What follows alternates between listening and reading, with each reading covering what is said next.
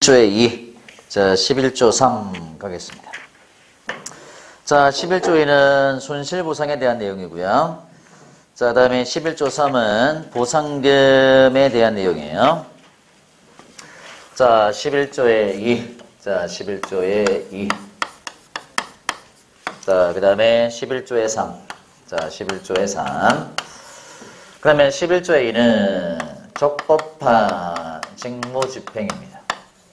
자, 적법한 직무집행으로 인하여 발생한 자, 손실입니다. 손실.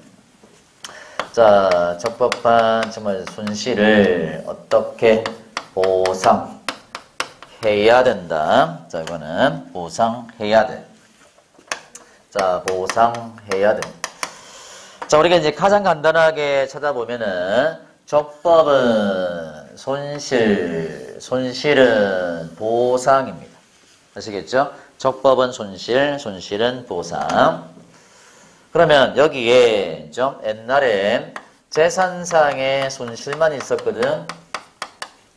자, 재산만 있었는데, 자, 법이 개정되면서, 자, 여기에 좀 생명, 신체도 들어왔어요. 생명, 신체에.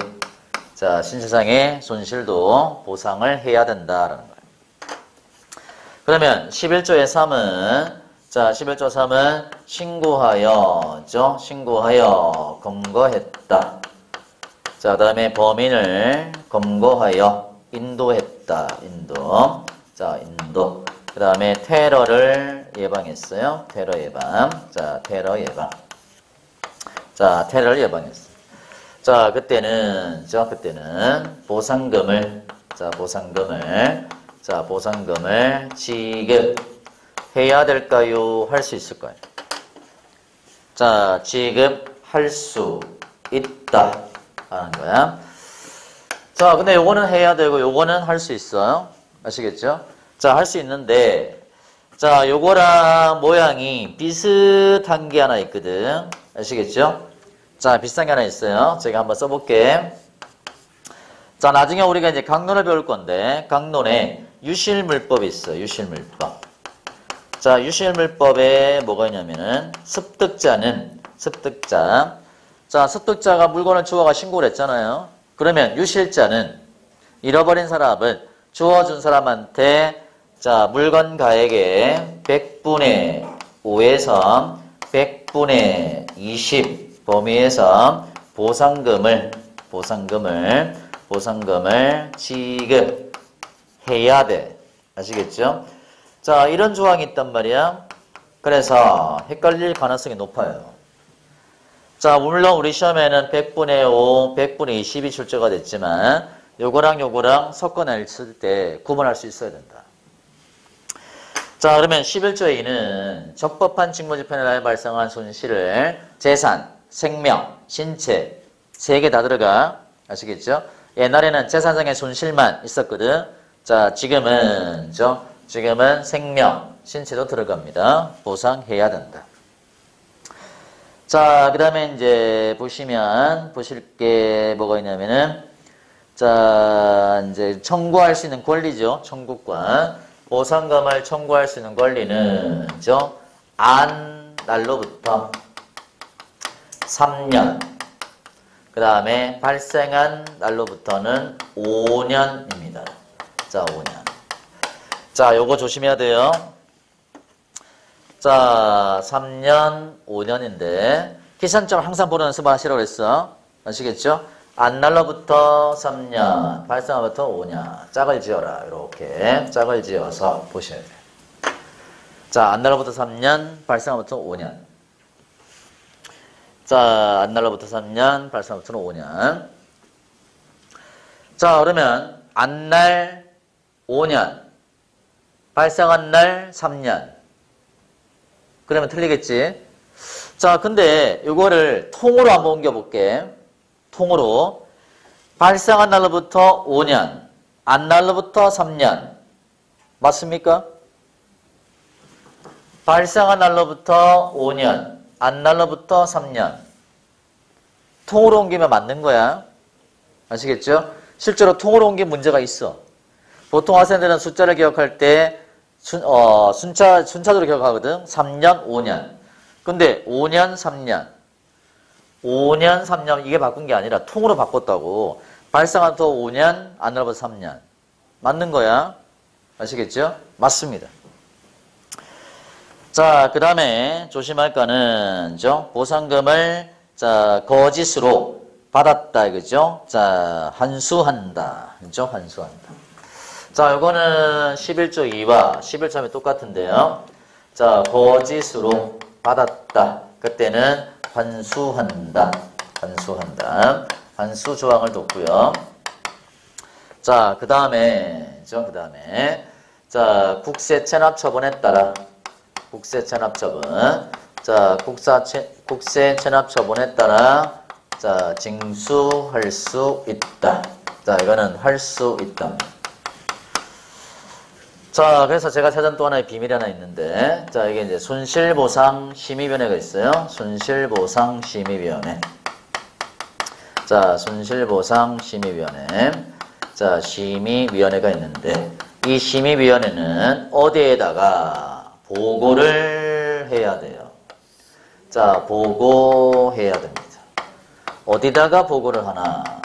그리고 요 기간은 손실보상심의위원회에다가 자료 제출을 요구할 수 있어. 자료 제출. 자, 자료 제출을 요구할 수 있어요. 그러면 어디에다가 보고하나? 자, 어디에다 보고하나? 이걸 한번 출제해봤거든. 동영에다가. 동영보고서 한번 내봤는데 사실 많이 틀리더라고. 경찰위원회입니다. 경찰위원회. 자, 경찰위원회에. 자, 경찰위원회. 자, 경찰위원회에 보고를 해야 돼요. 자, 그러면 이제 조문을 한번 쭉 보고, 자, 이제 또 정리할 게 하나 있겠지. 정리할 게 요거다. 자, 손실보상심의위원회가 있어요. 손실보상심의위원회. 손실보상심의위원회. 자, 요거랑, 자, 그 다음에 보상금 심사위원회가 있어요. 보상금 심사위원회. 보상금 심사위원회. 요거를 비교를 할 거예요. 자, 비교를 하기 전에 한번 조문을 한번 읽어보자. 자, 11조 1호 갑니다. 국가는 경찰관의 적법입니다. 위법 아니다. 적법한 직무집행을 인하여 다음 각호에 해당하는 손실을 입은 자에 대하여 정당한 보상을 해야 된다.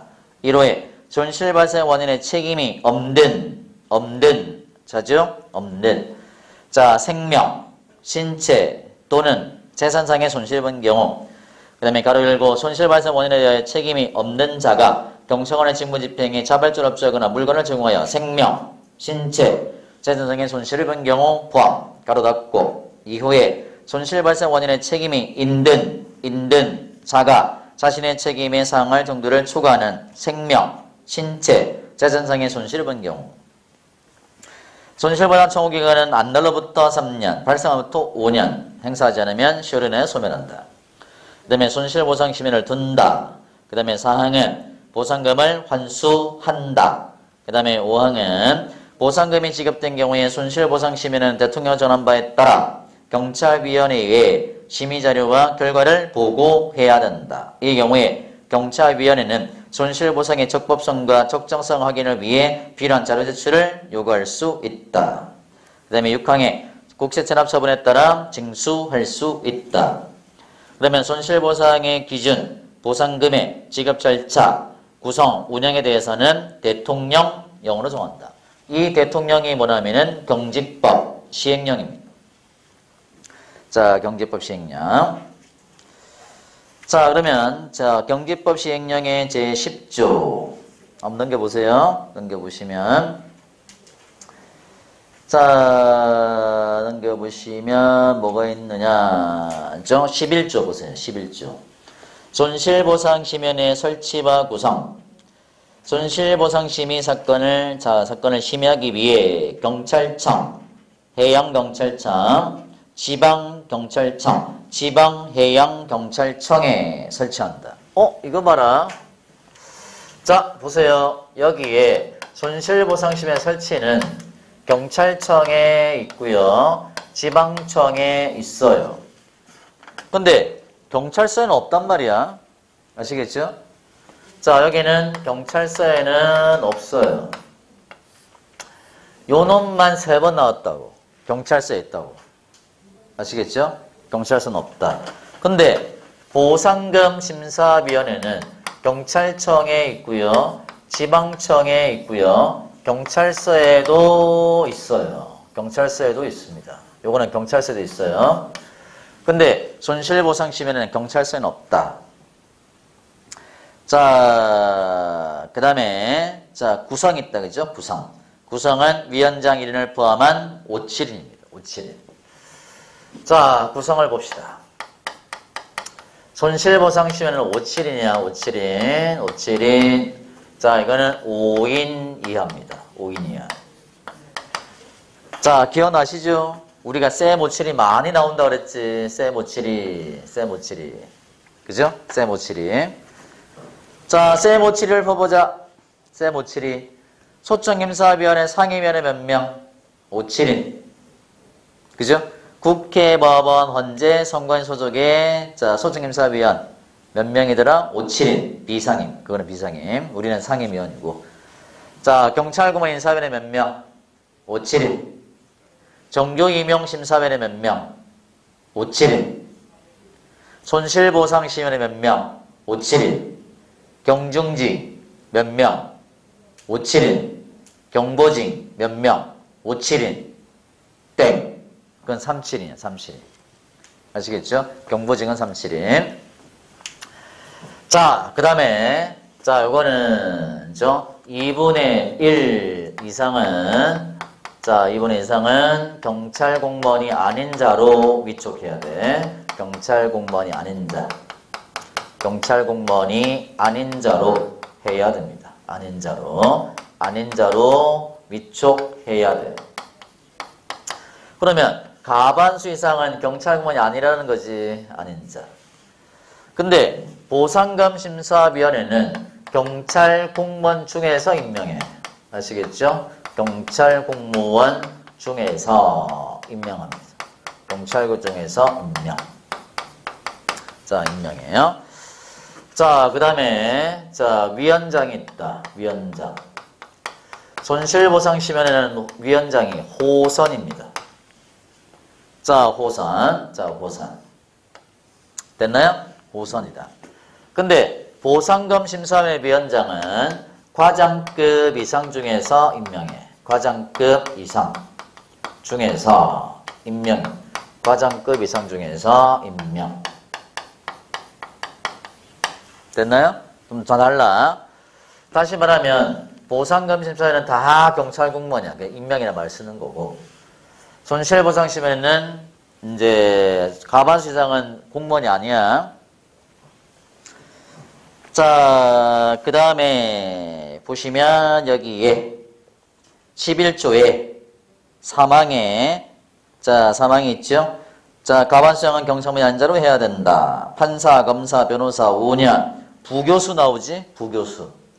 교수 나오면 정교수가 많아, 부교수가 많아? 대부분이 부교수야. 정교수 나오는 거는 경찰 중앙징계비가 정교수고 나머지 싹 부교수야. 소청에도 부교수. 여기도 부교수. 자, 위촉된 임기가 있겠죠? 임기. 자, 임기 해볼까요? 임기.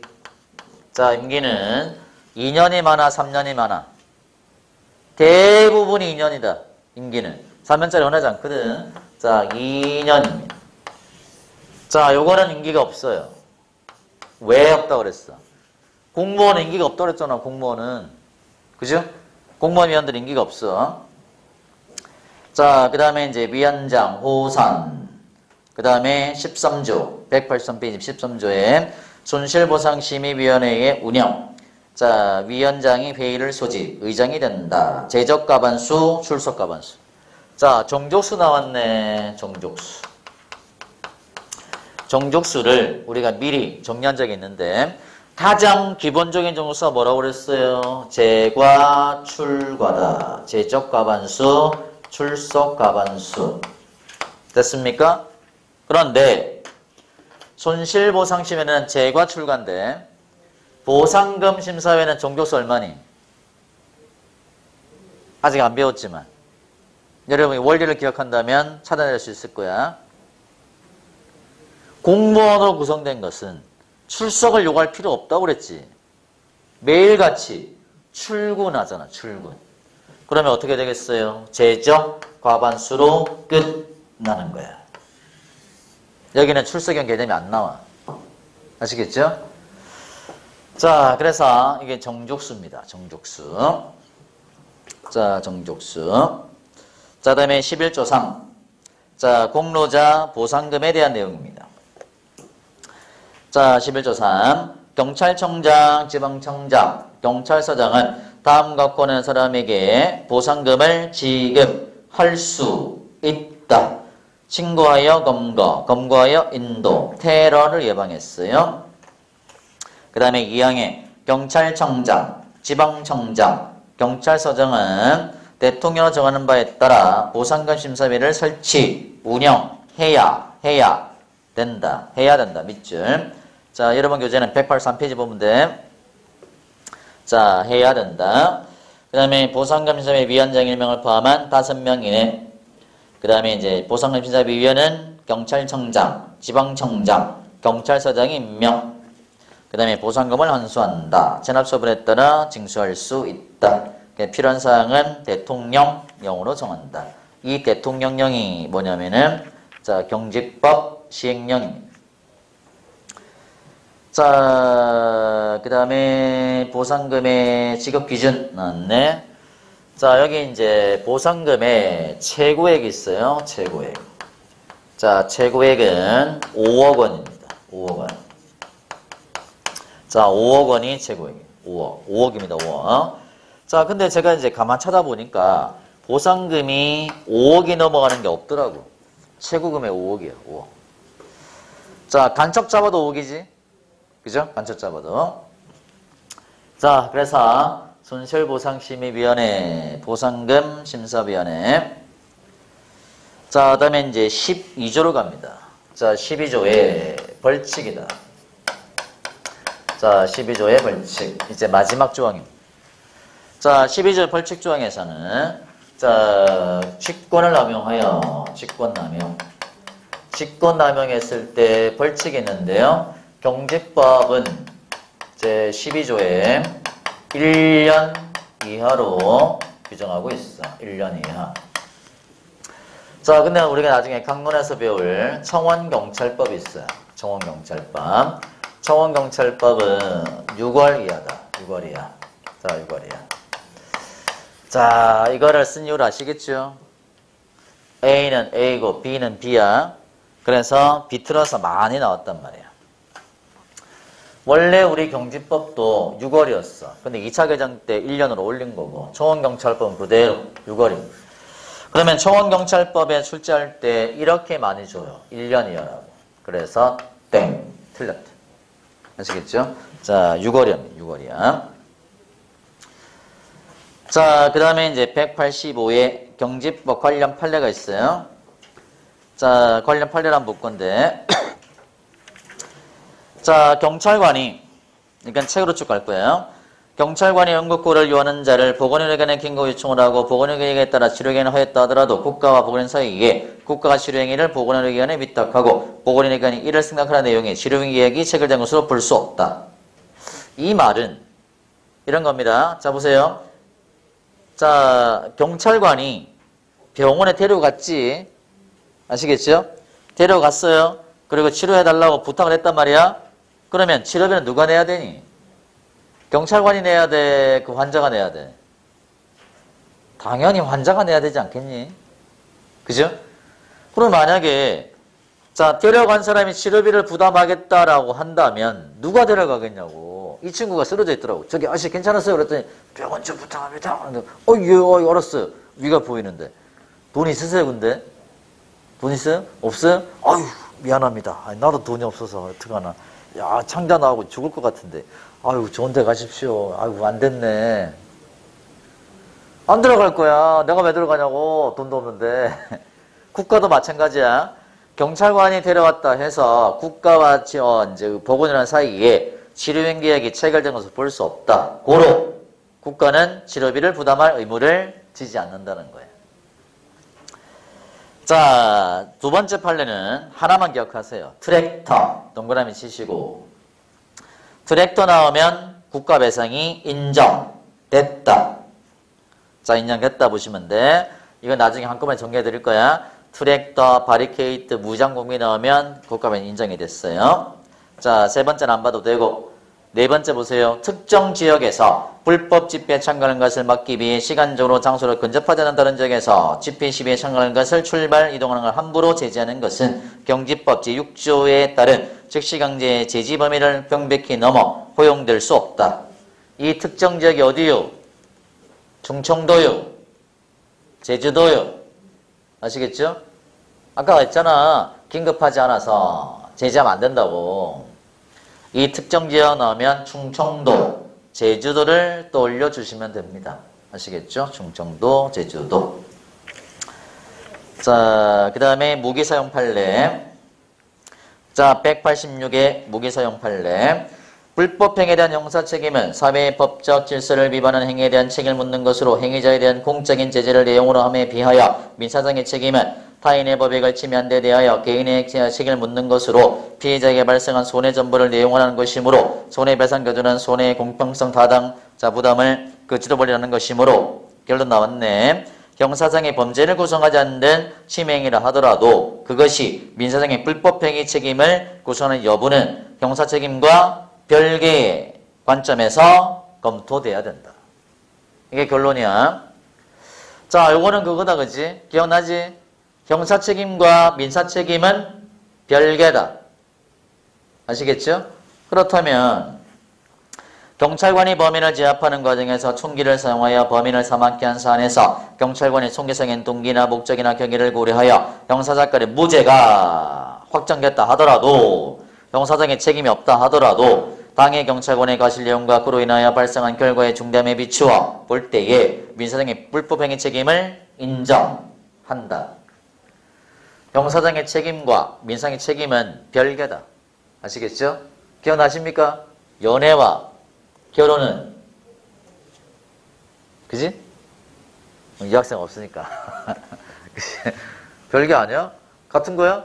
연애한다고 꼭 결혼해야 돼? 그죠? 연애하다가 야 행복했어, 네, 재밌었어, 행복해, 그리고 이제 가고 좋은 사람 만나서 결혼해야지. 그지? 예. 자, 민사상의 책임과 형사상의 별개야. 자, 두 번째 판례는 글자 하나만 찾으면 위법입니다. 바로 알 수 있어요. 이 글자 하나만 찾아봐. 문제를 쭉 보면서 이 부위에 총 쏘면 무조건 위법이야. 찾았니? 어디니? 등이다, 등. 등에다 총 쏘면 무조건 위법이야. 똑같은 판례로 밑에 보면은 경찰관이 길이 40가량의 칼로 반복적으로 위협하며 그랬죠? 이겁니다.